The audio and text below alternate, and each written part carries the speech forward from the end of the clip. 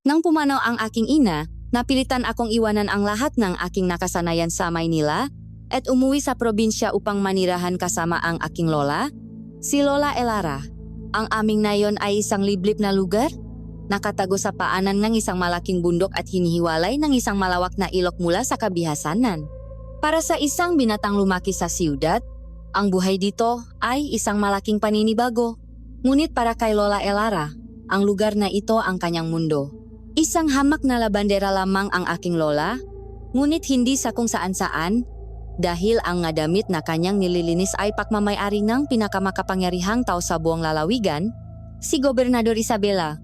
Sa buong probinsya, ang pangalan ni Gobernador Isabela ay tila isang alamat, isang babaeng balot ng yaman at kapangyarihan, ngunit kilala sa kanyang di umano'y busilak na puso at pagiging bukas palad sa mga nangangailangan.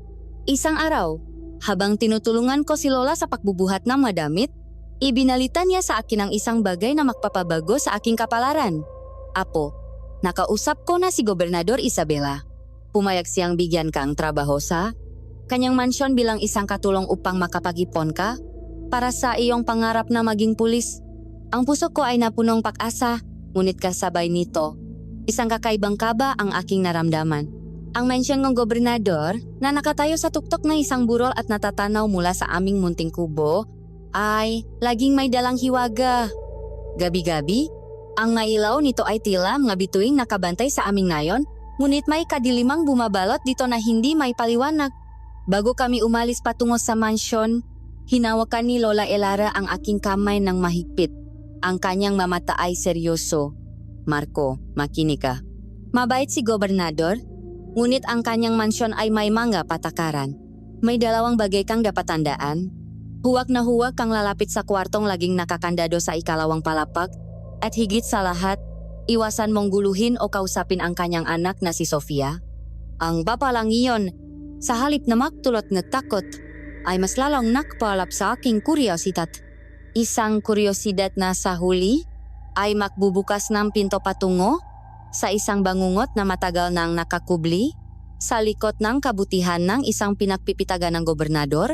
Sa unang pagtapak ko sa malawak na bakurang nga mansyon, pakiramdam ko ay pumasok ako sa ibang mundo.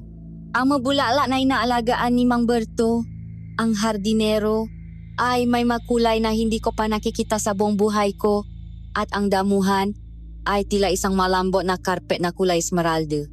3 mamahaling sasakyan ang nakaparada sa garahe, kumikinang sa ilalim ng sikat ng araw. Ito ang mundo ni Gobernador Isabela, isang mundo na napakalayo sa aming munting kubo sa ibabang ng burol. Sumalubong sa amin si Mang Berto, isang lalaking may edad na ang muka ay tila laging nakakunot at bihirang magsalita. Tumangulang siya kay Lola Elara at sinulyapan ako mula ulo hanggang paa. Ang tingin niya ay may halong pagsusuri, na parabang sinusukat niya kung karapat-dapat ba akong tumapak sa lupang kanyang inaalagaan. Siya ba ang apo mo, Elara? Tanong niya. Ang boses ay magaspang. Opo, Mang Berto. Siya si Marco. Sagot ni Lola. Mabait na batayan at masipak. Isang ungo lang ang isinagot ni Mang Berto bago siya tumalikod at bumalik sa paalaga ng kanyang halaman. Pagpasok namin sa dambuhalang pintuan na gawo sa nara, isang panibagong pagkamangha ang bumalot sa akin. Ang sahig ay gawa sa puting marmol na sobrang kintab na kaya mong makita ang iyong refleksyon. Ang kisame ay napakataas at may nakasabit na isang dambuhalang chandelier na gawa sa libu-libong kristal. Doon, sinalubong kami ng isang binatang halos kasing edad ko lang na may malapat na ngiti. Aling Elara, magandang umaga po. Ikaw na siguro si Marco, di ba? Ako si Kian. Ang gaan-agat ng pakiramdam ko sa kanya.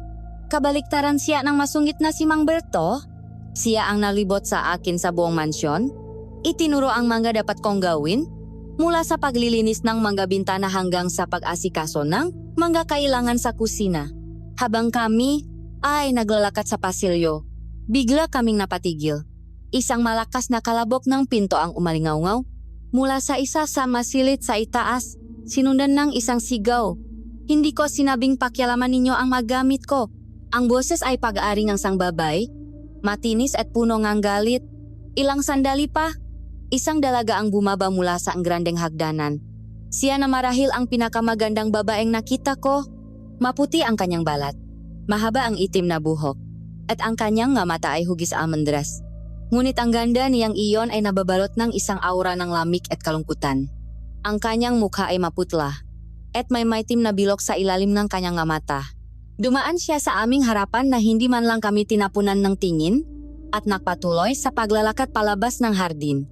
Sino siya? Bulong ko kay Kian. Tumingin muna si Kian sa paligid bago sumagot.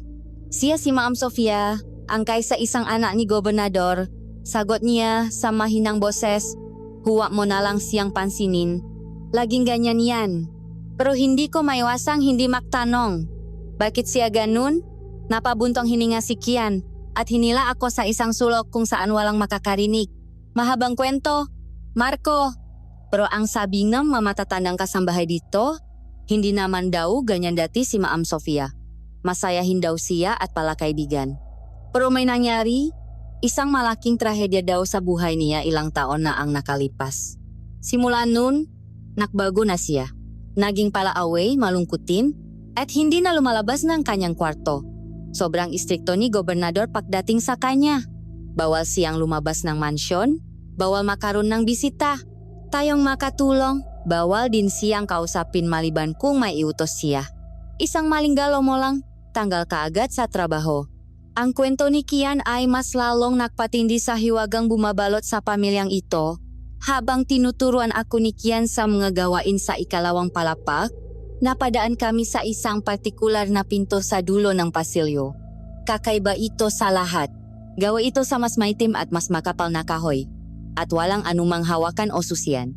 Sa gitna nito, may nakaukit na isang kakaibang simbolo na gawa sa purong ginto. Isang araw na, may nakapulupot na ahas sa loop. Automatiko akong napatitik dito. Sinusubukang intindihin ang kahulugan ng simbolo. Bago pa man ako makapagtanong, biglang hinawakan ni Kian ang braso ko. Ang kaninang palangiti, niyang mukha ay biglang naging seryosong-seryoso. Ang kanyang boses ay naging isang pabulong na punong babala. Marco, sabi niya, ang kanyang mamata ay nakatutok sa akin. Sa lahat ng ipinagbabawal sa bahay na ito ang numero 1. Huwag na huwag mong tititigan ang pintong yan. Huwag mong pag-isipan kung ano ang nasa loob. At pinakamahalaga sa lahat, huwag na huwag kang magtatanong tungkol dito kaninuman, kahit sa akin, kahit kay Lola Elara, lalo na kay Gobernador. May isang katulong dati, bago pa ako, na natanggal dahil lang sa pagtanong kung bakit laging nakasarayan. Kalimutan mo lang na nakita mo ang kwartong ito. Intindihin mo? Dahan-dahan akong tumango, habang ang malamig na kaba ay gumapang sa aking likuran. Ang mansyon na ito, kasama ang magandang ngunit malungkot na si Sofia at ang kwartong balot ng hiwaga, ay may itinatagong sekreto. Isang sekreto na mas madilim pa sa anino ng bundok na yumayakap sa aming nayon tuwing gabi. At sa unang araw ko pa lang, alam kong nasimulan ko ng pumasok sa isang lugar na hindi ko dapat pinasok. Ang maunang linggo ko sa mansyon ay lumipas ng payapa. Nasanay na rin ako sa magawain at sa pakikitungo sa ibang makasambahay. Ngunit habang papalapit ang kabilugan ng buwan, isang kakaibang tensyon ang naksimulang kumalat sa hangin. Napansin kong ang makatulong ay nagiging mas balisa, mas madalas sumulyap sa labas, at laging nakmamadaling umuwi bago pa man tuluyang lumubok ang araw. Isang gabi, habang tinatapos namin ni Lola Elara ang huling labahin, naramdaman ko ang pakbabagong iyon. Ang buwan sa labas ay ganap ng bilog, ang liwanag nito ay tila pilak na bumabalot sa buong lupain. Lola, bakit po parang nakmamadali ang lahat? Tanong ko. Pinunasan ni Lola ang pawis sa kanyang noo at hindi tumingin sa akin. Ganyan talaga kapag kabilugan ng buwan. Apo, mas masarap matulog ng maaga. Ngunit alam kong hindi iyon ang totoong dahilan.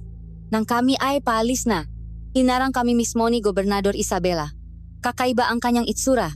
Ang kanyang laging maayos na buhok ay bahagyang magulo at ang kanyang nga mata ay may kakaibang kislap na hindi ko mawari kung pananabik ba o pagkabalisa. Elara, Marco, sabi niya, ang boses ay mabilis at hindi mapakali. Gabi na, kailangan niyo nang umuwi. Huwag na kayong magpatumpik-tumpik pa. Inabutan niya si Lolang Perang nakatupi. Ito, pandagdag sa pamasahe ninyo kahit hindi naman kayo nagbabayad. Ang mahalaga, makauwi kayo agad. Sige na, Lumakat na kayo. Ang kanyang pakmamadali ay nag-iwan ng isang malamig na pakiramdam sa aking tiyan. Habang tinatahak namin ang madilim na daan pababa ng burol, ang tanging ilaw namin ay ang liwanag ng buwan. Ang nga anino ng mga puno ay humahaba. Tila makamay na sinusubukang abutin kami. Ang katahimikan ay binasak lamang ng huni ng mga kuliglik. At doon, sa gitna ng katahimikang iyon, narinig ko ito. Isang malakas, mabigat, at ritmikong pagaspas ng pakpak. Hindi ito tunong ng panikio ng anumang ibong panggabi na alam ko. Ito ay malaki! Napakalaki! Tila isang dambuhalang kumot na iwinawagayway sa himpapawid. Automatiko akong napatingala, hinahanap kung saan nanggagaling ang tunok, ngunit wala akong makita kundi ang maliwanag na buwan. Biglang humikpit ang hawak ni Lola sa aking braso. Nang lingunin ko siya, ang kanyang mukha ay putlang-putla at ang kanyang mata ay nanlalaki sa takot.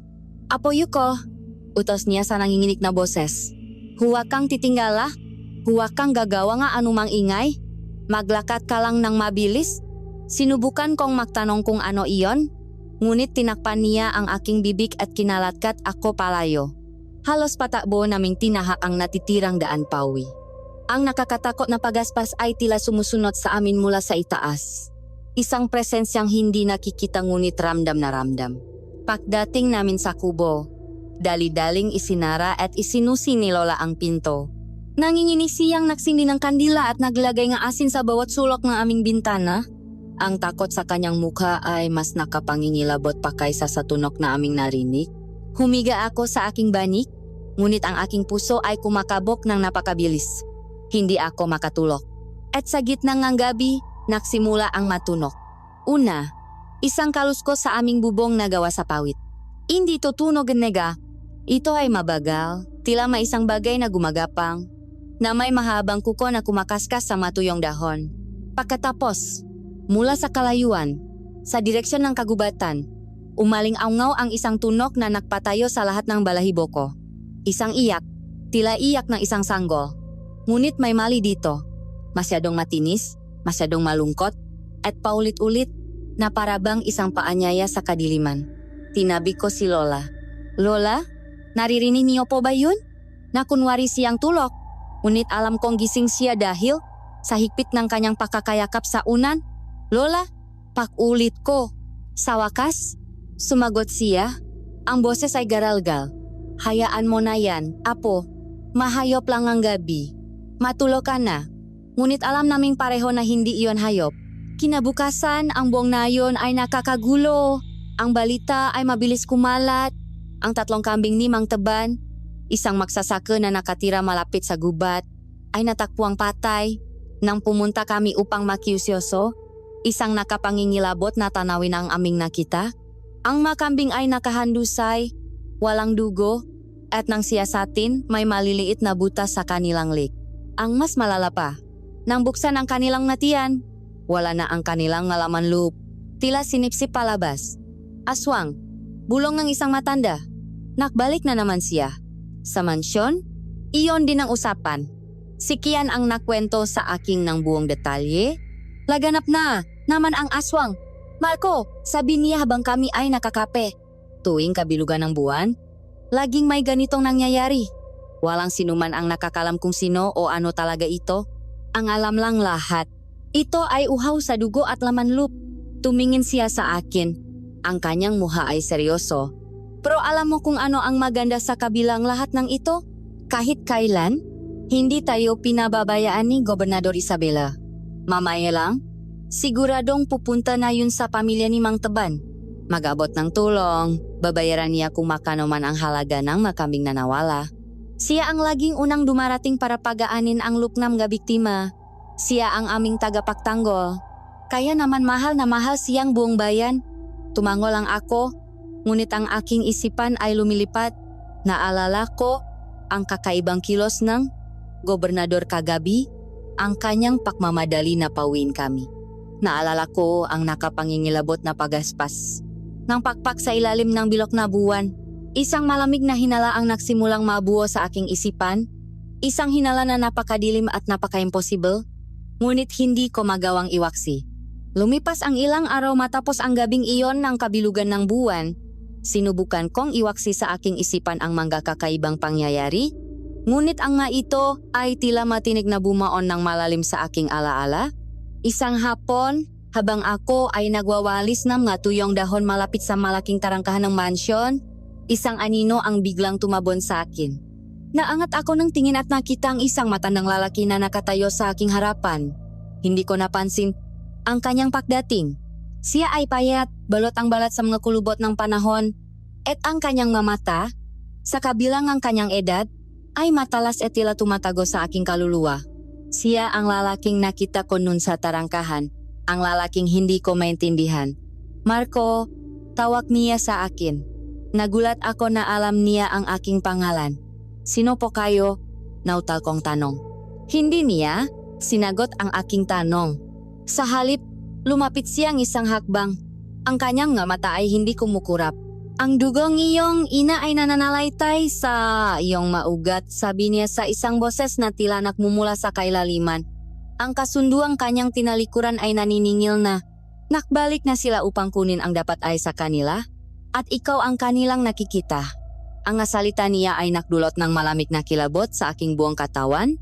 Ano pong ibig niyong sabihin? Anong utang? Sinubukan kong magtanong muli. Ngunit tinalikuran na niya ako at nagsimulang maglakad palayo.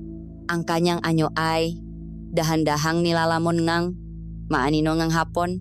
Takbo-takbo akong bumalik sa loob ng mansyon. Hinahanap si Kian. Nakita ko siya sa kusina. Nakpupunas ng mapinggan. Hinihingal kong ikinuwento sa kanya ang tungkol sa matandang lalaki at sa kanyang sinabi. Pinakingan ako ni Kian. Ngunit pagkatapos ay isang ngiti ang gumuhit sa kanyang malabi. Naku Marco, baka naman isa lang yun sa mga baliw na gumagala dito sa atin. Huwag mo ang masyadong dibdibin. Marami kasing matatanda na kung ano-ano na lang ang sinasabi.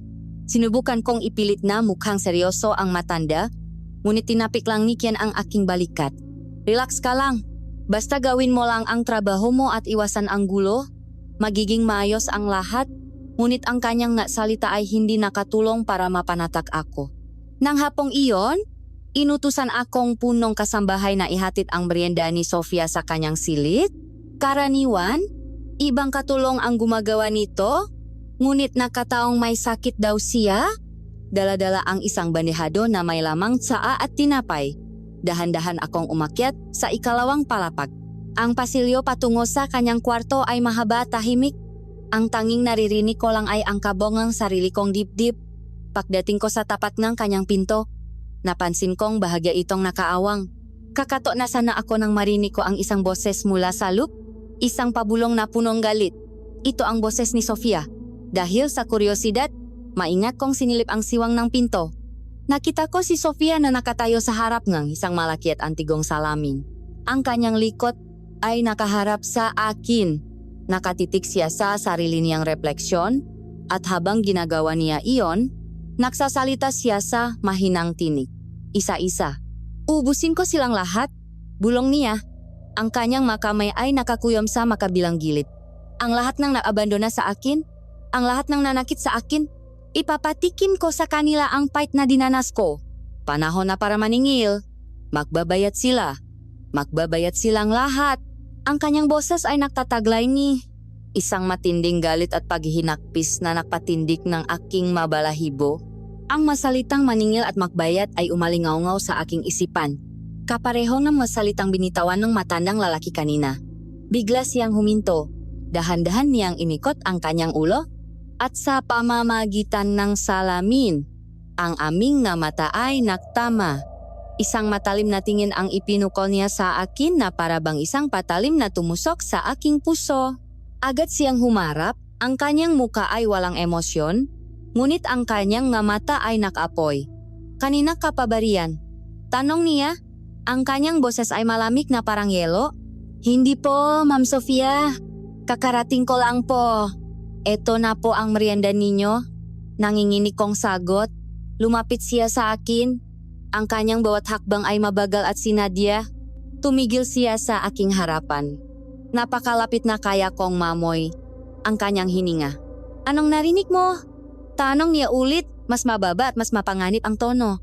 Wala po akong narinig. Promise po. Paksisinungaling ko. Tinitigan niya ako ng ilang sandali na para bang binabasa niya ang aking isipan. Pagkatapos, isang maliit at nakakatakot na ngiti ang sumilay sa kanyang ngalabi. Mabuti, sabi niya. Dahil kung mayroon ka mang narinig at kung sakaling ang dila mo ay dumulas at may masabi ka sa iba, sisiguraduhin kong iyon na ang huling pagkakataon na makakapagsalita ka pa. Ang banta ay malinaw at nakakakilabot. Mabilis kong inilapag ang bandehado sa isang maliit na mesa at halos takbuhin ang daan palabas ng kanyang silid. Mula sa araw na iyon, nagsimula akong maging mas mapakmasit. Napansin ko ang mamalilit na bagay na dati hindi ko pinapansin. Sa kusina, nalaman ko ang mahigpit na ipinagbabawal ang paggamit ng bawang sa anumang lutuin. Dahil di umano'y allergic daw si gobernador. Isang beses, may namoy akong isang kakaibang langis mula sa direksyon ng pribadong silid ni gobernador. Isang amoy na matapang at malakit na sinabi ni Kian na isang mamahaling pabango lamang. Ang babala ng matanda, ang hayop na namatay, ang takot ni Lola, at ngayon, ang nakakakilabot na pakbabanta ni Sofia. Lahat ng ito ay mang piraso ng isang palaisipan na hindi ko pa mabuo. Ngunit isa lang ang sigurado ako. Ang mansyon na ito ay may itinatagong isang napakadilim at mapanganib na sikreto. At ako, sa hindi malamang dahilan, ay nasa gitna ngang lahat ng ito. Isang buwan na ang lumipas. Ang takot na idinulot ng kabilugan ng buwan ay unti-unting napalitan ng nakasanayang katahimikan. Ngunit para sa akin, ang katahimikang iyon ay mas nakakabingi. Bawat anino ay tila may itinatagong panganib. At bawat pamilyar na mukha sa mansyon ay tila may suot na maskara. Muli, ang buwan sa kalangitan ay nagsimulang makbagong hugis. Dahan-dahang binubuo ang sarili patungo sa isang perpektong bilog. At kasabay nito, ang pamilyar na tensyon ay muling gumapang sa loob ng mansyon. Ang mangiti ay naging pilit at ang mabulungan ay naging mas madalas. Sa pagkakataong ito, handa na ako. Buong araw, ang aking mata ay hindi lumulubay sa pagbabantay. Hinahanap ang anumang senyales, anumang pahiwatig.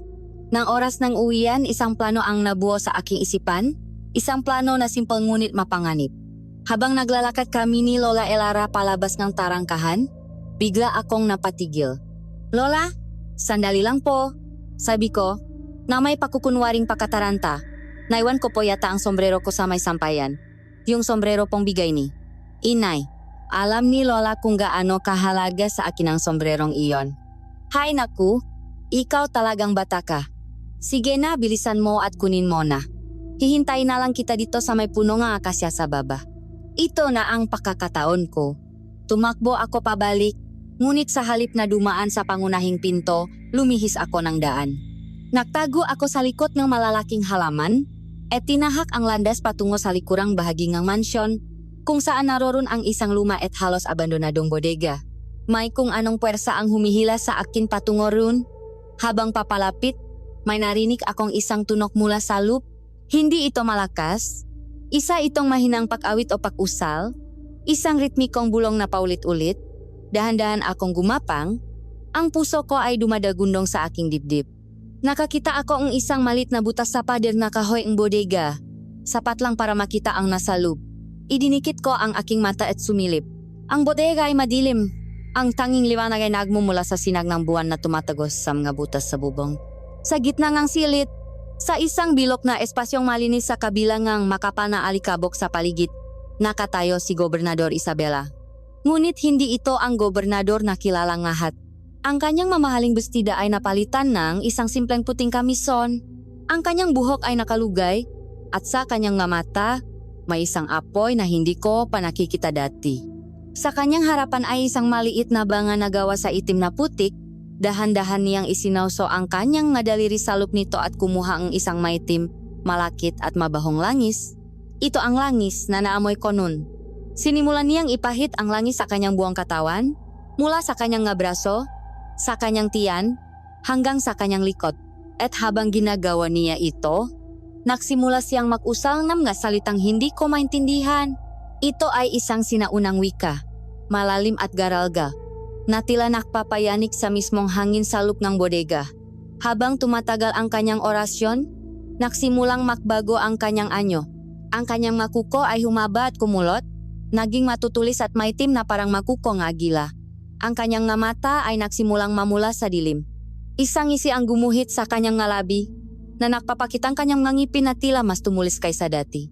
At dun, sa harap ngang aking mga mata, nangyari ang isang bagay na hinding-hindi ko malilimutan habang ako ay nabubuhay. Isang nakapangingilabot na tunong ngang pakapunit ang narinig ko. Ang kanyang katawan, sa may bandang baywang, ay nagsimulang magiwalay. Dahan-dahan, unti-unti. Nakita ko ang pagiwalay ng laman, ang pakputo ng gabuto. Walang dugo, ngunit ang tanawin ay mas masahol pa sa anumang karahasan na aking naisip. Ang kanyang pangitaas na katawan, kasama ang kanyang ulo at mga braso, ay tuluyang humiwalay mula sa kanyang pangibabang bahagi. Ang kanyang nga binti at balakang ay naiwang nakatayo. Perpektong balanse, na parang isang walang buhay na manikin. Mula sa dugwang likot ng humiwalay niyang katawan, dalawang dambuhala at malapaniking pakpak ang biglang lumitaw, na may kasamang malakit na tunong ang pakbuka. Ang nilalang, ang manananggal, ay itinaas ang kanyang ulo at bumitaw ng isang matinis at nakakabinging sigaw. Pagkatapos, sa isang malakas na pagaspas ng kanyang nga pakpak, lumipat ito pataas, sinira ang bahagi ng bubong, at nawala sa gabing nababalot ng liwanag ng buwan. Naiwan akong nakaluhot sa lupa, nanginginig at hindi makagalaw. Ang aking lalamunan ay tuyo. Gusto kong sumigaw ngunit walang boses na lumalabas. Sa loob ng bodega, ang naiwang kalahating katawan ni Gobernador Isabela ay nakatayo pa rin, isang tahimik at nakakatakot na testamento sa kababalagang aking nasaksihan. Hindi ko alam kung gaano ako katagal na natiling tulala. Nang sa wakas ay bumalik ang lakas sa aking nga binti, tumayo ako at tumakbo. Tumakbo ako ng walang lingon-likot, hindi alintana ang masangang humahampas sa aking muha. Wala na akong pakialam sa sombrero, sa trabaho, o sa anupaman. Ang tanging nasa isip ko ay ang makalayo sa lugar na iyon. Nakita ko si Lola Elara na nag-alalang naghihintay sa akin. Nang makita niya ang aking itsura, ang takot sa aking muha, ang putik sa aking damit, ang kanyang pag-alala ay napalitan ng pagkatakot. Hindi na ako nagsalita. Hinila ko siya kinaladkad at pinilit na tumakbo pauwi. Pagdating sa kubo, isinara ko ang pinto at lahat ng bintana. Doon, sa liwanag ng isang kandila, habang nanginginig ang buong katawan at lumuluha ang aking mamata, ikinuwento ko sa kanya ang lahat. Bawat detalye nga rumaldumal na transformasyon. Ang langis, ang orasyon, ang pahiwalay nga tawan, ang ngapakpak. Nang matapos ako, ang tanging namutawi sa aking bibig ay isang paulit-ulit na pangungusap. Lola, totoo po ang lahat. Nakita ko po, si Gobernador Isabela po, si Yang Gaswang. Tumingin sa akin si Lola. Ang kanyang muka ay puno ng hindi makapaniwalang takot, hindi lamang dahil sa kwento ko, kundi dahil sa katotohanang ang taong itinuturing naming lahat na tagapagligtas, ay siya palang halimaw na nakukubli sa liwanag. Sa loob ng aming munting kubo, ang katahimikan ay binasak ng aking nanginginig na salaysay. Ngunit pagkatapos kong magsalita, ang sumunod na katahimikan ay mas mabigat, mas nakakatakot. Tinitigan ako ni Lola Elara. Ang kanyang nga mata ay ng lalaki, hindi sa paniniwala, kundi sa pagkabigla at pagtanggi. Hindi, bulong niya, pauli-ulit na iling, hindi maari. Apo, si Gobernador Isabela? Baka nananaginip ka lang, baka nilinlang ka lang ng dilim at ng iyong takot. Sinubukan kong ipilit. Ikinuwento ko ulit ang bawat detalye. Ang amoy ng langis, ang tunong pakapunit ng laman, ang nakatayong kalahating katawan.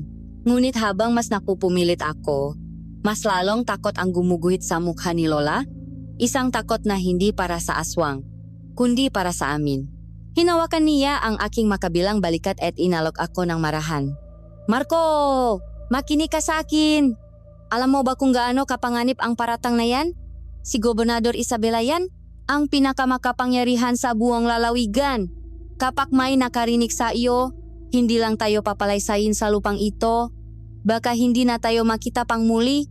Walang sinuman ang maniniwala sa isang hamak na katulong laban sa isang iginagalang na gobernador.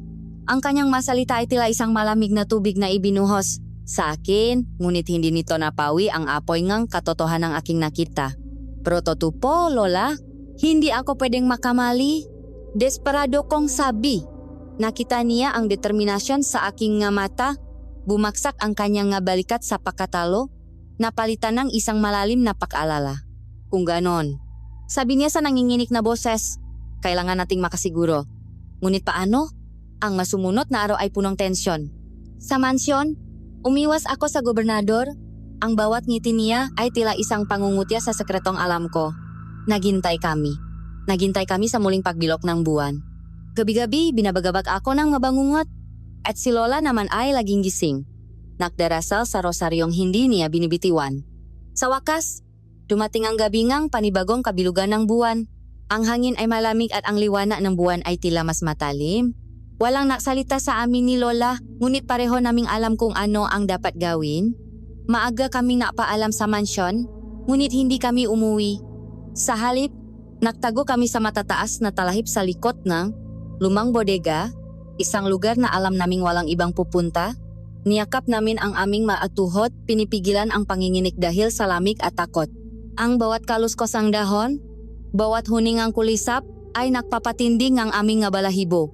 Ilang oras kaming naghintay sa katahimikan. At pagkatapos, nakita namin siya, si Gobernador Isabela, sa kanyang puting kamison, ay tahimik na pumasok sa bodega. Puso ko ay tila hihinto sa paktibok. Hinawakan ko ng mahigpit ang kamay ni Lola.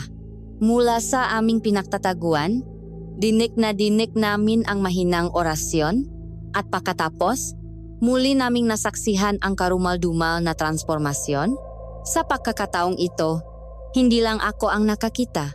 Naramdaman ko ang panginginingang buong katawan ni Lola Elara. Tinakpan niya ang kanyang bibig upang pigilan ang isang sigaw at ang mainit na luha ay nagsimulang dumaloy sa kanyang pisngi.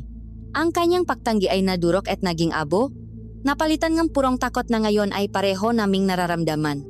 Nang lumipat na palayo ang manananggal, naiwan kaming dalawa na tulala sa aming pinagtataguan. Ngunit ang takot ni Lola ay biglang napalitan ng isang kakaibang tapang, isang tapang na isinilang mula sa desperasyon. Bumulong siya sa akin. Ang kanyang boses ay puno ng determinasyon. Apo, sabi niya, may paraan para matigil ito. Ang sabi nga mga matatanda, ang aswang ay hindi makakabalik sa kanyang katawan kapag ito ay nabutburan ng asin at bawang. Kapag inabutan siya ng sikat ng araw na hindi pa nakakabalik, mamamatay siya. May inilabas siyang isang maliit na supot mula sa kanyang bulsa. Sa loop, mayroong magaspang na asin na hinaluan ng dinikdik na bawang. Inabot niya ito sa akin. Wala akong lakas para gawin ito, Marco. Ikaw na. Mabilis ang iyong nga paa.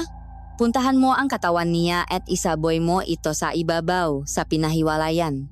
Pagkatapos, bumalik ka agad dito. Dali na. Bago pa siya magbalik, tumango ako. Ang takot ko ay nahaluan ng pag-asa. Ito na ang paraan para matapos ang lahat. Dahan-dahan akong gumapang palabas ng aming pinagtataguan. Ang supot ay mahigpit na hawak sa aking kamay. Bawat hakbang patungo sa bodega ay tila isang milya ang haba. Pagpasok ko, ang amoy ng langis at ng kamatayan ay sumalubong sa akin. At nandun ito, ang kalahating katawan, nakatayo sa gitnang dilim. Isang imahe mula sa isang masamang panaginip. Nanginginig ang aking makamay. Binuksan ko ang supot at mabilis na ibinuhos ang lahat ng laman nito sa ibabaw ng katawan. Tinitiyak na mababalot ang buong hiwa. Pagkatapos, tumakbo ako. Tumakbo ako pabalik sa aming takbuhan. Ang puso ko ay puno ng tagumpay at takot. Lola, nagawa ko na po. Lola, bulong ko habang papalapit. Ngunit walang sumagot. Pagdating ko sa lugar kung saan ko siya iniwan, wala na siya. Tanging ang makapal na talahib na inupuan namin ang naroon. Hinanap ko siya sa paligid.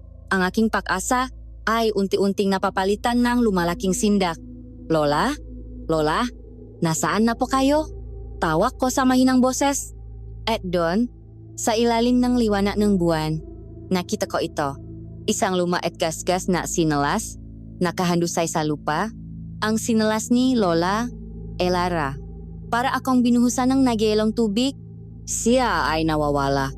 Nawawala ang aking lola. Ang halimaw na sinubukan kong pigilan ay nakuha na palaang kaysa isang pamilyang natitira sa akin. Ang gabing iyon ang pinakamahaba sa buong buhay ko. Mag-isa sa aming munting kubo, ang bawat anino ay tila nakanyong halimaw, at ang bawat kaluskos sa labas ay nakpapatayo ng aking mabalahibo. Niyakap ko ang isang luma at kalawangin na itak, nakaupo sa isang sulok, ang aking nga mata ay dilat na dilat, nakabang sa anumang panganib. Ang isipan ko ay isang magulong bagyong takot, pangungulila at pagsisisi. Nasaan si Lola? Ligtas ba siya? O ang pagtatangka kong iligtas ang nayon ay siya pang naging dahilan ng kanyang kapahamakan? Kasalanan ko ito. Kung hindi ko lang sana siya pinilit, sana ay makasama pa kami ngayon. Hindi ako nakatulog.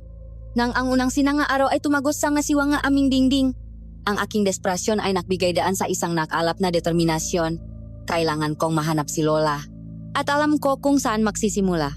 Mabilis akong tumakbo pabalik sa mansyon. Ang aking puso ay kumakabok hindi na lamang sa takot, kundi sa galit.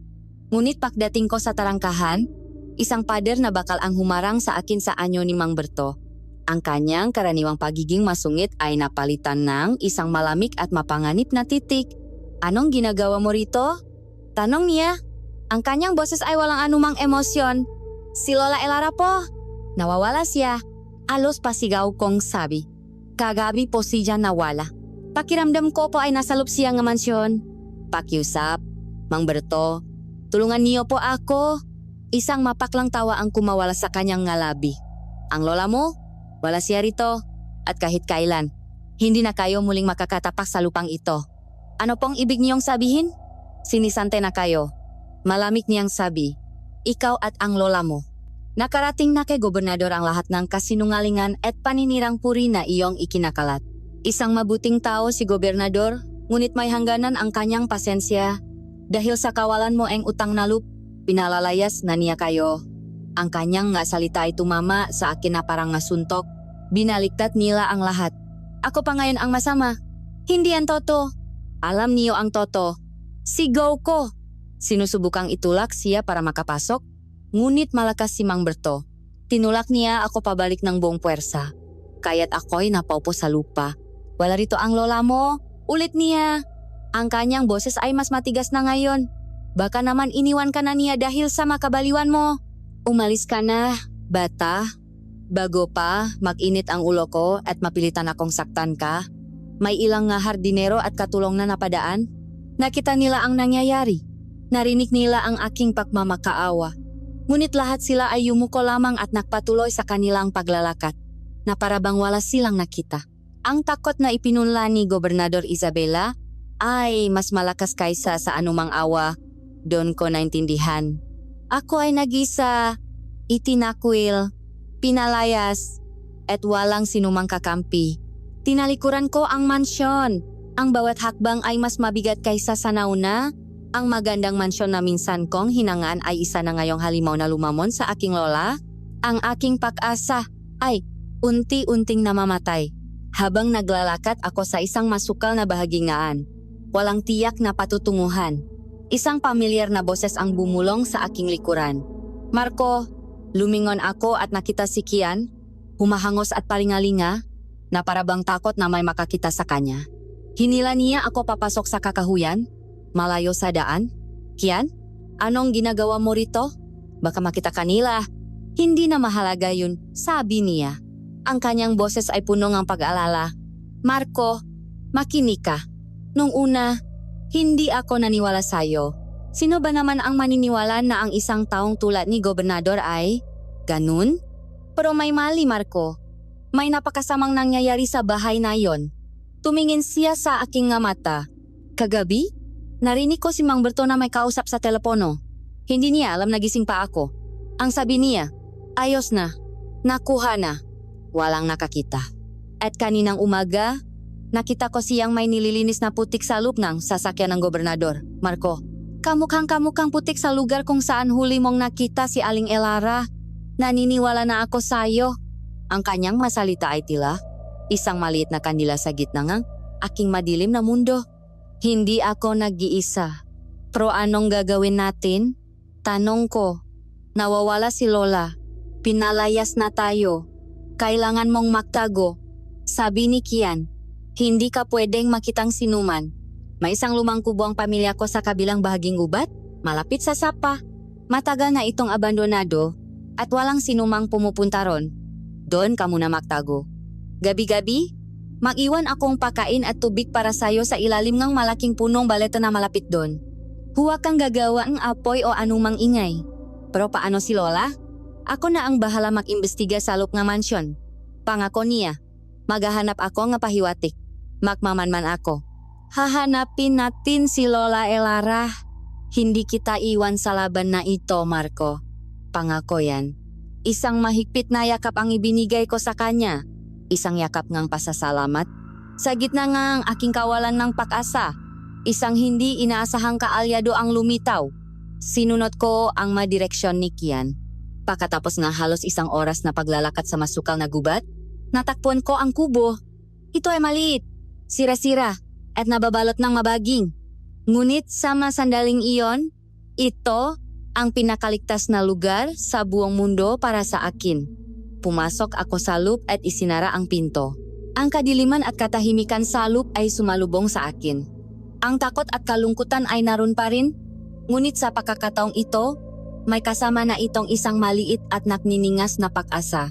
Hindi patapos ang laban. Nagsisimula pa lamang ito. Ang maaraw ay naging linggo. Ang aking mundo ay lumiit hanggang sa naging 4 na sulok na lamang ng abandonadong kubo. Ang araw ay aking kaaway, sapagkat ang liwanag ay nagpapaalala sa akin ng buhay, sa labas na hindi ko na muling matitikman. Ang gabi ang aking pahirap, sapagkat ang kadiliman ay nagdadala ng maanino at tunok na nagpapaalala sa akin ng halimaw na kumuha sa aking lola. Ang tanging nag-ugnay sa akin sa sangkatauhan ay si Kian. Sa ilalim ng kadiliman ng gabi, palihim siyang nag-iwan ng pakain at tubig sa ilalim ng napakalaking puno ng balete. Minsan, may kasama itong isang maliit na sulat, walang pagbabago. Marco, basa ko sa isa sa masulat. Si gobernador ay bumalik sa dati niyang gawain, ngumingiti at tumutulong sa mga tao na para bang walang nangyari. Si Mang Berto ay laging nakabantay, ang kanyang mamata ay parang agila. Walang bakas ni Aling Elara. Ang bawat sulat ay tila isang karayom na tumutusok sa aking pag-asa. Hindi ako pwedeng manatili na lamang dito.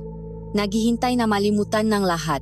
Sa isang lihim na pakikita namin ni Kian, ipinilit ko na kailangan naming gumawa ng hakbang. Hindi sapat na nakmamasit ka lang sa loob, Kian, sabi ko. Kailangan nating makakuhang pruweba, isang bagay na may papakita natin sa mga tao para maniwala sila. Muli, ang aming pag-asa ay nakasalalay sa pagbilok ng buwan. Nakplano kami ng mas maingat sa pagkakataong ito. Gabing ang kabilugan ng buwan. Nakita kami sa dulo ng gubat. Sa halip na sa talahiban, natakpuan namin ang isang mas ligtas na taguan. Isang malaking batuhan sa isang maliit na burol na may perpektong tanawin sa bodega at sa likod ng mansyon. Mula ron, kami ay tilam ng multo. Matahimik na saksi sa kadiliman. At tulad ng dati, nagsimula ang ritual. Nakita namin si Gobernador Isabela na pumasok sa bodega. At pagkatapos ng ilang sandali, ang halimaw ay muling lumipat patungo sa kalangitan. Ngunit hindi pa doon natapos ang lahat. Habang pinapanot namin ang paglipat ng unang manananggal, isang anino ang muling lumabas mula sa isang pinto sa likuran ng mansyon. Isang anino na pamilyar sa amin. Si Sofia, dahan-dahan siyang naglakad patungo sa bodega. Ang kanyang bawat hakbang ay tila mabigat. Pumasok siya sa loob at mula sa aming kinaroroonan, kahit hindi namin makita ang lahat, narinig namin ang isang pigil na sigaw. Isang sigaw nga tinding sakit at paghihirap. Ang kanyang transformasyon ay hindi tulad ng sa kanyang ina na tila sanay na. Ang kay Sofia ay marahas at punong pagtutol, na parabang ang kanyang katawan ay nilalabanan ang sumpa. Ilang sandali pa, isang pangalawang manananggal ang lumipat mula sa bodega, mas maliit kaysa sa una, at lumipat sa ibang direksyon. Napatingin kami ni Kian sa isa-isa. Ang aming mata ay punong bagong takot. Hindi lang isa, dalawa sila. Dalawang halimaw ang gumagala sa aming bayan tuwing gabi. Ngunit ang pinakakakilakilabot na revelasyon ay hindi pa dumarating. Akala namin ay tapos na. Ngunit isang pangatlong tao ang lumabas mula sa aninong angsyon. Si Mang Berto. Dala-dala ang isang mahabang pirasong bakal. Isinara niya ang pintong bodega mula sa labas. Pagkatapos, mula sa kanyang likuran, kinuha niya ang isang bagay na nakpatigil sa pahinga namin. Isang shotgun. Sinuri niya ito, siniguradong may laman at pagkatapos ay umupo sa isang maliit na upuan sa tabing ng pinto. Siya ang bantay. Siya ang tagapangalaga ng kanilang kahinaan. Sa isang iglap, lahat ay naging malinaw. Si Mang Berto, siya ang dahilan kung bakit nabigo ang aming unang plano. Siya ang nag-alis ng asin at bawang. Siya ang tumulong sa gobernador na makabalik sa katawan nito. At ang pinakamasakit sa lahat, siya. Malamang ay siya ang kumuha kay Lola Elara nung gabing iyon.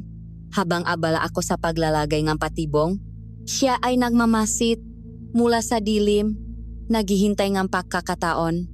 Sa sobrang pakabigla namin sa aming manalaman, hindi namin namalayan ang isang maliit na sanga na natapakan ko.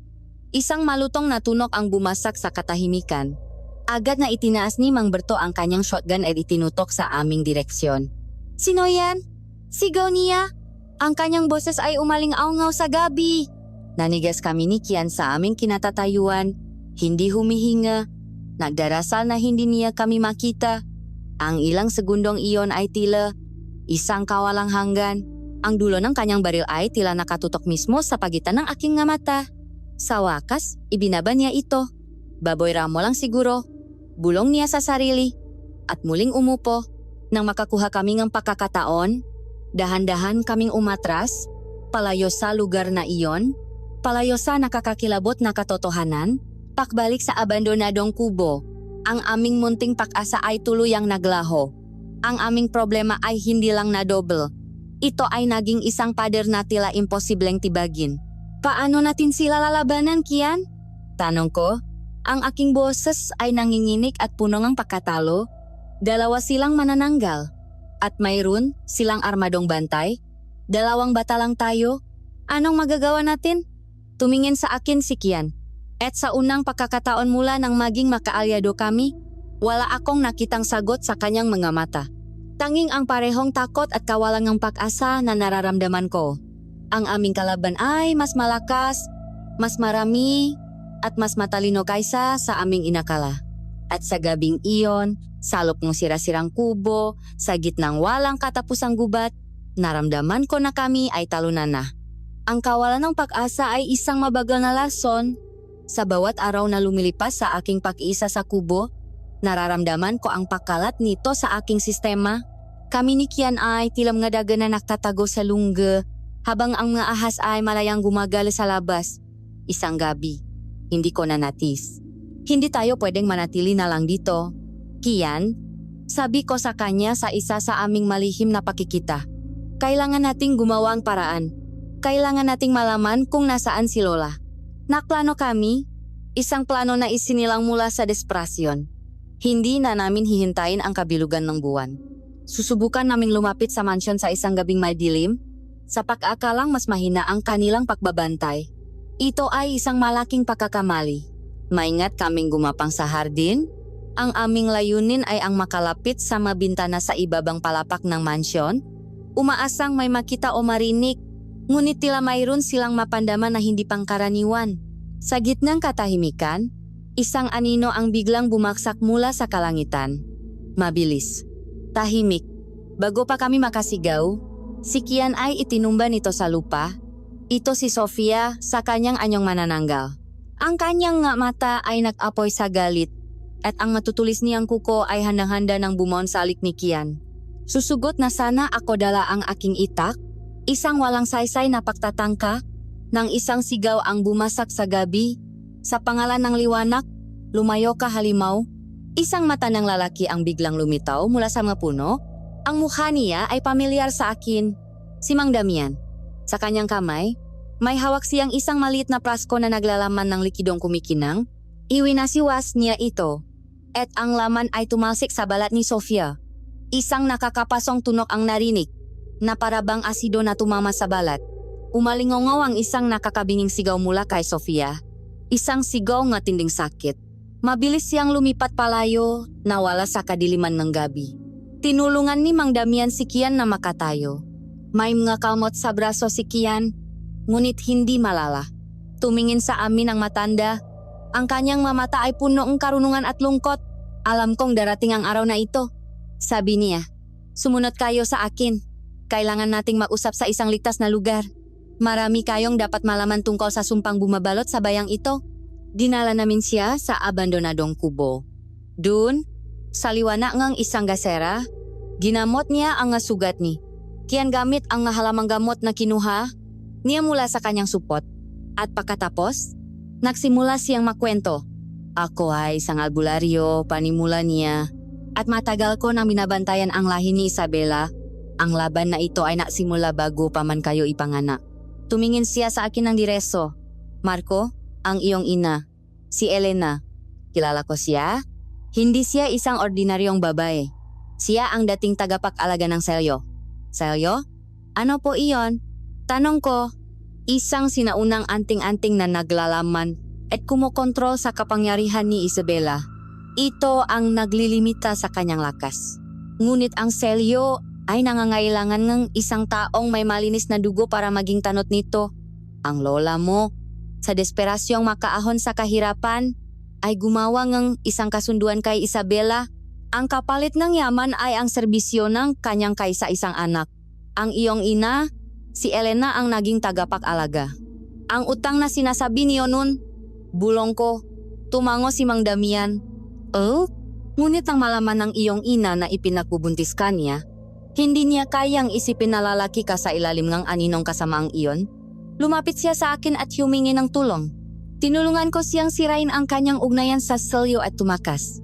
Simula nun, hinahanap na ni Isabela ang kanyang lahi dahil alam niyang ang dugong ng tagapag-alaga ay may kakayahang sumira sa kanya.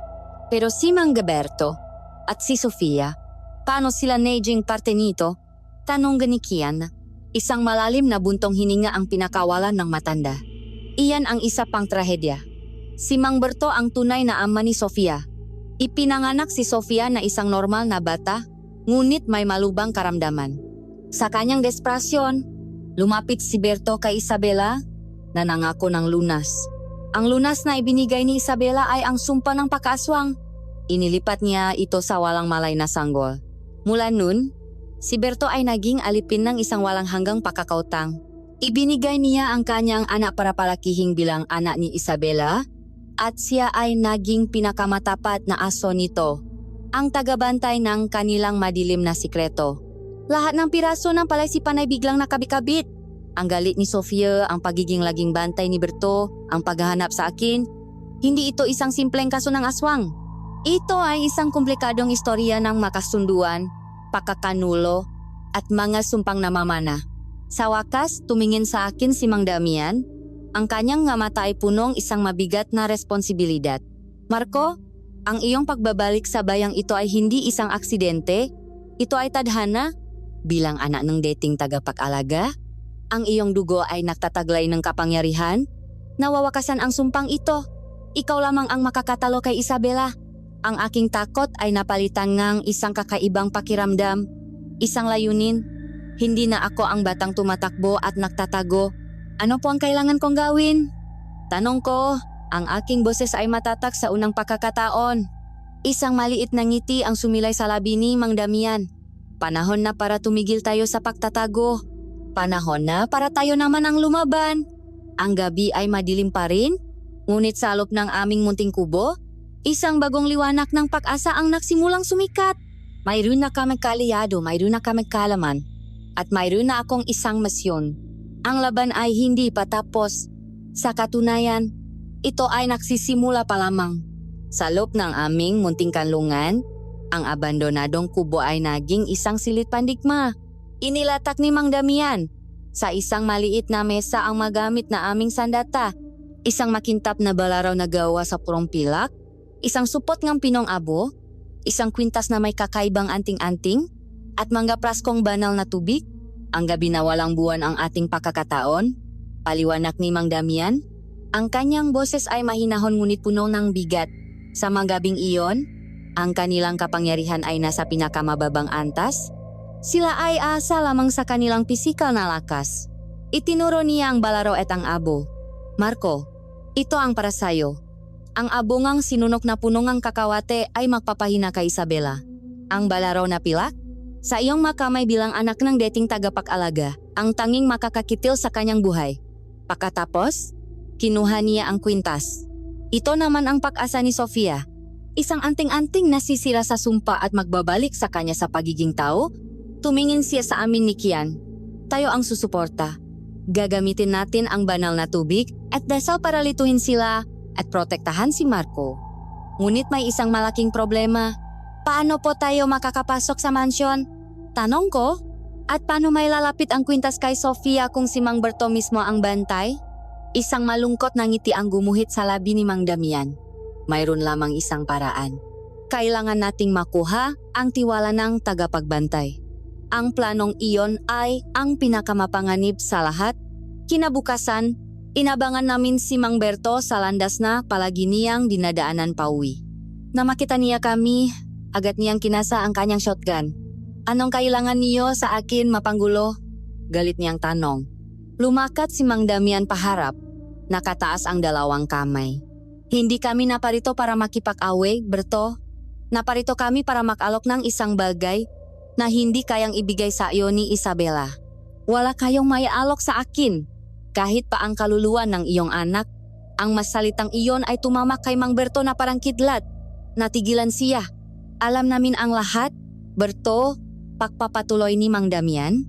Alam namin na si Sofia ay anak mo at alam namin ginagamit ka lamang ni Isabela. Habang naglilingkod ka sa kanya, ang iyong anak ay mananatiling isang halimaw, isang alipin ng kanyang sumpa.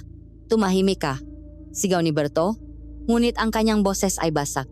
Pero may paraan para maging normal siyang muli, sabi ni Mang Damian, at dahan-dahan niyang ipinakita ang kwintas. May paraan para may balik sa iyo ang tunay mong anak, ngunit kailangan namin ang tulong mo.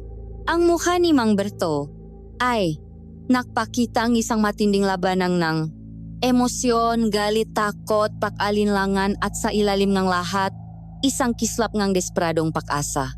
Pagkatapos ng ilang sandali ngang nakabibinging katahimikan, dahan-dahan niyang ibinaba ang kanyang baril. Dumating ang gabi ng aming pagsalakay. Isang gabing walang buwan at nababalot ng makakapal na ulap. Tinupa ni Mang Berto ang kanyang pangako. Pinapasok niya kami sa mansyon sa pamamagitan ng isang lihim na daanan sa kusina. Ang loob ng mansyon ay tahimik na parang isang libingan. Bawat yabak namin ay umalingaw-ngaw sa kadiliman.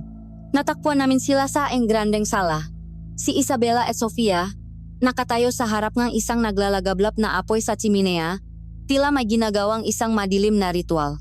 Nang makita ni Isabela si Berto na kasama namin, ang kanyang mukha ay nagiba mula sa pagiging kalmado tungo sa isang nakakakilabot na galit. "Traidor!" sigaw niya. Ang kanyang boses ay hindi na boses ng isang gobernador, kundi isang hayop. Sa isang iglap, nagsimula ang kanilang transformasyon. Ang tunog na napupunit na laman at nababaling mabuto ay pumuno sa silid. Ang buong sala ay naging isang arena ng labanan. "Ngayon na!" sigaw ni Mang Damian. Si Kian ay mabilis na nahagis ng mga prasko ng banal na tubig. Nang tumama ito sa mga manananggal, umusok ang kanilang balat at sila'y umungal sa sakit. Lumipat si Isabela pataas. Ang kanyang mapakpak ay lumilika ng malakas na hangin na nakpatumba sa mga mamahaling gamit. Mabilis siyang dumamba. Ang kanyang target ay ako. Ngunit si Mang Damian ay handa. Ginamit niya ang kanyang buntot pagi. Inihampas ito sa sahig na lumikang isang malakas na tunok na tila nakpagulo sa direksyon ni Isabela. "Marco! Ang abo!" sigaw niya. Nanginginig kong binuksan ang supot at isinaboy ang abo kay Isabela. Ang abo ay kumapit sa kanyang katawan at tila nang hinasiya, napilitang bumaba sa sahig. Samantala, isang mas personal at masakit na labanan ang nagaganap sa kabilang panig ng silid. Si Mang Berto ay kaharap ang kanyang sariling anak. "Sofia, anak, ako ito! Ang hitay mo!" sigaw niya. Ngunit si Sofia, sa kanyang anyong halimaw, ay walang pakilala. Sinugot niya si Berto. Ang kanyang makuko ay handang manlaslas. Hindi lumaban si Berto para saktan siya. Ang kanyang bawat galaw ay para umiwas at subukang makalapit. Ang kwintas ay nasa kanyang kamay. "Patawarin mo ako, anak," bulong niya habang sinasalak ang isang atake na nag-iwan ng malalim na hiwas sa kanyang braso. Nagsimula na ang aming sariling laban ni Isabela. Sa kanyang pagina, sinugot ko siya dala ang balaraw na pilak. Ngunit kahit nang hihina, Siya ay mabilis at malakas pa rin. Nakpalitan kami nga atake. Ang tuno nga aking balaraw na tumatama sa kanyang matigas na balat ay umaling aungaw. Sa gitna ngang kaguluhan, nakita ko si Mang Berto. Sa isang desperadong galaw, niyakap niya si Sofia mula sa likuran. Tinitis ang mangkalmot nito sa kanyang likod. Sinusubukan niyang ikabit ang kwintas sa lik nito. Sa kabilang banda, sa isang iglap ng aking paglingon, nagawa ni Isabela na iwas-iwas ang aking kamay. Ang balaraw na pila ay tumasik at lumapak sa ilalim ng ang grandeng hagdanan.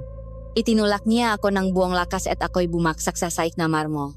Ang huli kong nakita ay ang anyo ni Gobernador Isabela na nakatayo sa aking harapan. Ang kanyang nakuko ay nakataas, handa nang tapusin ang aking buhay. Nakatiti ako sa mga kumikinang nakuko ni Isabela. Ilang pulgada na lamang mula sa aking mukha. Ito na ang katapusan. Ngunit bago pa man dumapo ang kamatayan, isang mabigat na plorerang pilak ang lumipat at tumama sa gilid ng ulo ng manananggal.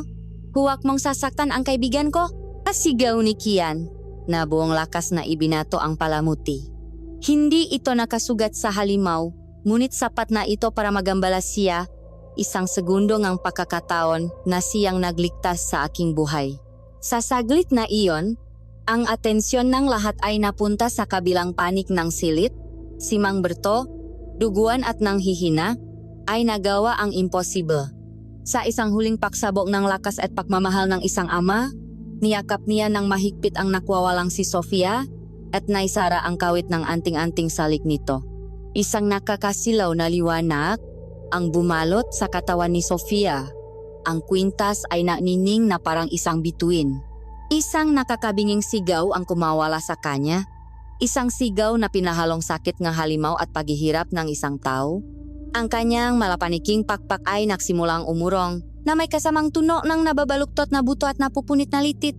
Ang kanyang makuko ay umikli. Ang kanyang mapangil ay bumalik sa normal. At ang kanyang balat ay muling naging kutis porselana. Bago siya tuluyang bumaksak sa sahig bilang isang ordinaryong tao, walang malay, nagawa niyang magiwan ng isang huling, malalim na kalmot sa dibdib ng kanyang ama. Hawa-hawa ni Mang Berto ang kanyang anak sa huling pagkakataon. "Malaya ka na, anak ko," bulong niya, habang isang matamis na ngiti ang gumuhit sa kanyang labi. Pagkatapos ay bumaksak siya sa tabi nito. Ang kanyang misyon ay natapos na. Hindi. Isang sigaw na punong galit ang umalingaw-ngaw sa buong mansyon. Nakita ni Isabela ang nangyari. Ang kanyang anak, ang kanyang alipin, ay nawala na sa kanyang kontrol. Ang kanyang pinakamatapat na aso ay nagtaksil sa kanya hanggang kamatayan. Ang lahat ng kanyang galit ay nabaling sa akin. Sa isang nakakabinging atungal, lumipat siya patungo sa akin, hindi na alintana ang panganib, ang tanging nasa isip ay ang pagwasak sa dahilan ng lahat ng kanyang kabiguan. "Marco, ang balaraw!" sigaw ni Mang Damian. Ang takot sa aking puso ay biglang nawala. Napalitan ito ng isang malamig na determinasyon. Habang papalapit ang halimaw, hindi ako umatras. Gumulong ako sa sahig. Iniwasan ang kanyang nakamamatay na paksalakay at mabilis na dinampot ang balaraw na pilak na nakakalat malapit sa hagdanan. Tumayo ako. Hinawakan ang balaraw ng buong higpit at hinarap siya. Hindi na ako ang batang takot sa dilim. Ako na ngayon ang dilim na kanyang katatakutan. Sumugot siyang muli. Ang kanyang galit ay nagbigay sa kanya ng lakas ngunit nakalis ng kanyang talino. Umiwas ako sa una niyang atake. Ang kanyang makuko ay sumayat sa sahig na marmol at lumika ng makislap. Sa kanyang pag-ikot para muling sumalakay, doon ko nakita ang isang pagkakataon, isang saglit na pagbubukas. Sa lahat ng natitira kong lakas, isinaksak ko ang balaraw na pilak. Tumagos ito, malalim, direkta sa kanyang puso. Natigilan si Isabela. Tumingin siya sa akin, hindi na may galit, kundi may pagtataka. Pagkatapos ay tumingin siya sa balaraw na nakabaon sa kanyang dibdib. Isang usok na itim at mabaho ang nagsimulang lumabas mula sa sugat. Ang kanyang katawan ay nagsimulang manginik. Ngabitak na may pulang liwanag ang gumuhit sa kanyang buong katawan. Itinas niya ang kanyang ulo at bumitaw ng isang huling mahinang ungol. Bago ang kanyang buong anyo ay gumuho, naging isang bunto ng itim na abo at alikabok. Isang malakas na hangin ang umihip sa lupong na sirang sala. Tinangay ang nga abo palabas ng bintana hanggang sa wala nang natira. Maliban sa isang bagay. Isang kwintas na may itim na palawit ang bumaksak mula sa nawawalang abo at umikot sa sahig na marmol bago ito tuluyang tumigil. Tapos na, ang halimaw ay wala na. Isang nakabibinging katahimikan ang bumalot sa amin. Dahan-dahan kaming lumapit sa lugar kung saan nakahandusay si Mang Berto. Buhay pa siya, ngunit bahagya na lamang. Lumuhot si Kian sa tabi niya. Umiyak. Mang Berto? Bakit? Para? Sa kanya. Hirap na sabi ni Berto. Ang kanyang tingin ay nasa walang malay na si Sofia. Tumingin siya sa akin. Marco, ang lola mo. Nasaan siya, Mang Berto? Pakiusap. Nasa basement, sa ilalim ng kusina. Bawat salita ay isang pakikibaka. Ang susi, nasa bulsa ko. Sa kanyang huling hininga, itinaas niya ang kanyang kamay at hinaplos ang pisngingang kanyang natutulok na anak. Malayak ka na. At pagkatapos, ang kanyang kamay ay bumaksak. Wala na siya. Ang katahimikan ay napuno ng aming pagluluksa para sa isang taong nagsakripisyong lahat para sa kanyang anak. Kinuha ko ang susimula sa bulsa ni Mang Berto. Ang malamig na bakal ay tila mabigat sa aking palat. Tumingin ako kay Kian at kay Mang Damian. Sugatan kami pagod at nagluluksa, ngunit kami ay nagtagumpay. Tumango ako, ang aking tingin ay nakatuon sa direksyon ng kusina, tapos na ang laban sa halimaw. Ngayon, kailangan ko nang iuwi ang aking lola. Dala ang susing nanginginis sa aking kamay, sinundan namin ni Kian at Mang Damian ang madilim na pasilyo patungo sa kusina. Sa ilalim ng isang makapal na alpombra, natakpuan namin ang isang pinto sa sahig na may mabigat na kandado. Ginamit ko ang susi mula kay Mang Berto. Sa isang malakas na pag-ikot, bumukas ito, naglalabas ng amoy ng lupa at matagal na pagkabilanggo. Isang madilim na hagdanan ang bumungat sa amin. Sa ilalim, sa isang maliit at mamasa-masang silid, natakpuan namin siya. Si Lola Elara, nakaupo sa isang sulok, payat at maputla, ngunit buhay. Lola! Sigaw ko. Nagangat siya ng tingin, at nang makita niya ako, isang ilok ng luha ang bumuhos mula sa kanyang mata. Niyakap ko siya ng mahigpit, ang yakap na puno ng pangungulila, takot at ngayon, ng hindi masukat na ginhawa. Apo, Marco, akala ko hindi na kita muling makikita. Humihikbi niyang sabi, tapos na ang bangungot. Ngunit ang pagwawakas nito ay kailangang masaksihan ng lahat. Hindi namin maaring itago ang katotohanan. Sa tulong ni Mang Damian, ipinatawag namin ang kapitan ng barangay at ang mapinakarespetadong matatanda sa nayon. Sa una, puno silang ang pagdududa. Ngunit nang dalhin namin sila sa mansyon at nakita nila ang winasak na sala, ang walang buhay na katawan ni Mang Berto. At higit sa lahat, ang kalahating katawan ni Gobernador Isabela na aming kinuha mula sa bodega, ang kanilang pagdududa ay napalitan ng lagi may galit. Ang babaeng kanilang iginagalang at tinitinggala ay isang halimaw na naglalaro sa kanilang nga buhay. Ang buwang nayon, sa pangungunang manakatatanda ay nagpasya. Kailangang linisin ang kasamaang ito. Sa gitnang plaza, gumawa silang isang malaking siga. Kinalatkat nila ang kalahating katawan ng aswang at inihagis sa naglalagablap na apoy. Habang nilalamon ng apoy ang labi ng halimaw, tila isang mabigat na ulap ang umalis mula sa aming bayan.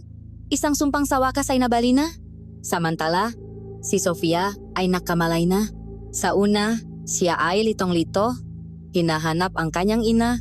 Dahan-dahan at buwang ingat na ipinaliwanag ni Mang Damian ang lahat. Ang katotohanan tungkol sa kanyang tunay na ama at ang sumpang ipinato sa kanya. Ang sakit sa kanyang mga mata ay hindi may larawan. Nawalan siya ng isang ina at isang ama sa isang gabi at nalaman niyang ang kanyang buong buhay ay isang kasinungalingan. Bilang nag-iisang tagapagmana, napunta sa kanya ang lahat ng yaman ni Isabela, ngunit sa halip na sarilinin ito, ginamit niya ito para itama ang napakakamaling nakaraan. Binigyan niya si Mang Berto ng isang marangal na libing. Sa unang pagkakataon ay kinilala siya bilang kanyang ama. Ginamit niya ang pera para magpatayo ng isang bagong klinika para sa bayan. At higit sa lahat, tinupad niya ang isang pangako. Isang araw, inabutan niya akong isang sobre, salub, naroon ang lahat ng kailangan para sa aking pag-aral sa Akademiyang Pulisya. Lumipas ang maraming taon. Ang ngayon na dating binabalot ng takot ay naging isang lugar ng kapayapaan at pakunlad. Sa ilalim ng pamumuno ni Sofia, isang lider na minamahal hindi dahil sa kapangyarihan, kundi dahil sa kanyang kabutihan. Si Mang Damian, ngayong tapos na ang kanyang misyon, ay nagpaalam at naglakbay patungo sa ibang malugar na nangangailangan ng kanyang tulong. Si Kian naman ay naging kanang kamay ni Sofia sa pamamahala ng bayan. Si Lola Elara ay pumanaw na rin, namatay ng payapa sa kanyang pagtulok. Masaya na nakita niya akong natupat ang aking nga pangarap. Ako, naging isang pulis ako. Ang pangarap na binuo ko kasama ang aking lola ay natupad na. Ngayon, may sarili na akong pamilya.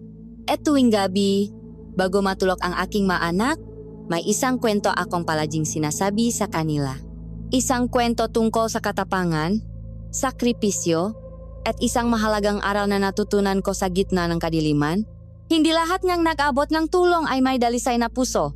Hindi lahat ng nakangiti ay kaibigan. At minsan, ang pinakakakilakilabot na halimaw, ang pinakamapanganib sa lahat, ay ang siyang nakukubli sa likod ng pinakamabait at pinakarespetadong maskara.